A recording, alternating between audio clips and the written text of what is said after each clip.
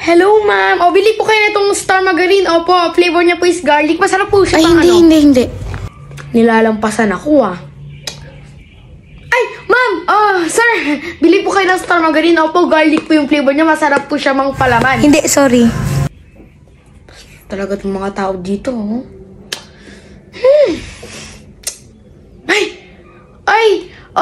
Pare, ito. Bili ka. Meron kaming ganyan sa bahay.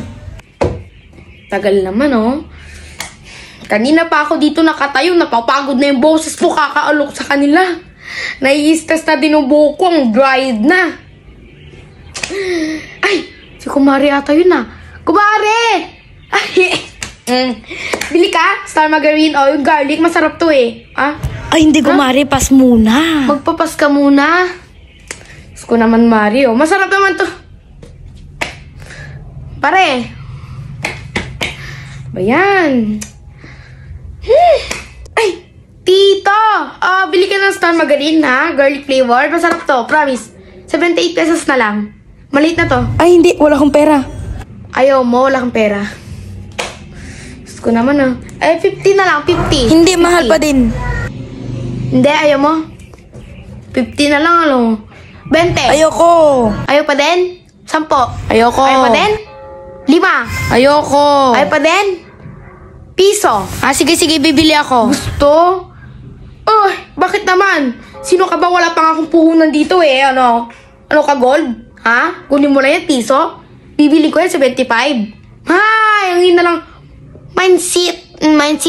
Ba't napapansin ko lang, ang daming bumibili dun sa kabila, samantalang sa akin. Walang bumibili, mas pa yung sa akin, Yung sa isa, butter lang. Sa akin, Star Margarine, masarap. Sa isa, butter lang, daming pang bumibili. Mag-alok nga muna ako, baka meron pa bibili. Ay! Wala talagang bibili, Ay, mare, pare? Pas. Ang bastos. Magpas na lang kayong lahat. Sige, nahiya pa kayo Wala na akong pinagbentahan. Bebente na lang nandun sa wallet ko. Paano na yan? Paano na ako makakaipon yan? Wala na kaming makain ni John Lloyd. Wala pa kaming ulam ngayon.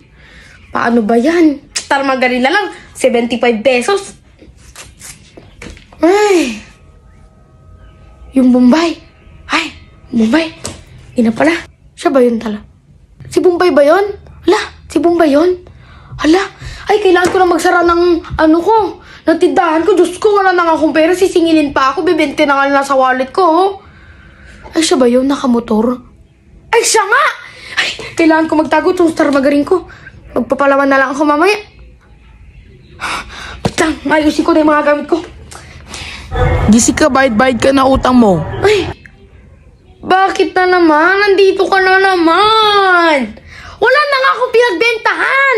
Ba't ka pa nandito, Bombay ka? Singil-singil na kita, tagal-tagal na utang mo Singilin mo ako, 1.5. Wala na nga ako pera. Tingnan mo nga yung wallet ko. Wala na ako pera. Gaganyanin mo ba ako? Tingnan mo, payat-payat na ng wallet ko. Wala nang laman yung wallet ko. Sisingilin mo pa ako? Wala nga bumili sa akin maghapon ng gato Star Margarine. Gabing-gabi na, wala pang bumibili. Bibente na lang sa wallet ko, tapos sisingilin mo pa ako ng 1.5. Papakulong kita, Jessica. Papakulong mo ako? Abay! Kahit dali mo pa lahat ng angkat nyo. Side by side. Wala akong may bibigay sa'yo pera. Lumayas ka na dito. Tatawagan ko na yung police, Jessica. Talagang may nakasloob ka pang tumawag ng pulis, Hindi mo magagawa yan. Wala nga akong pera, kahit sabihin mo dyan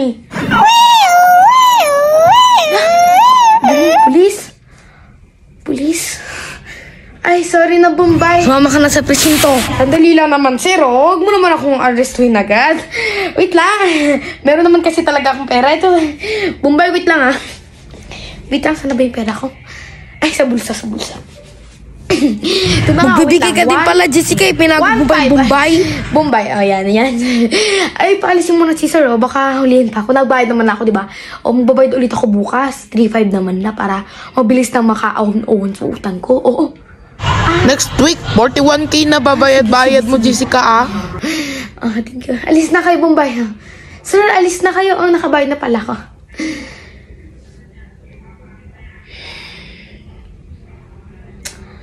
Ayoko na mag-business pala.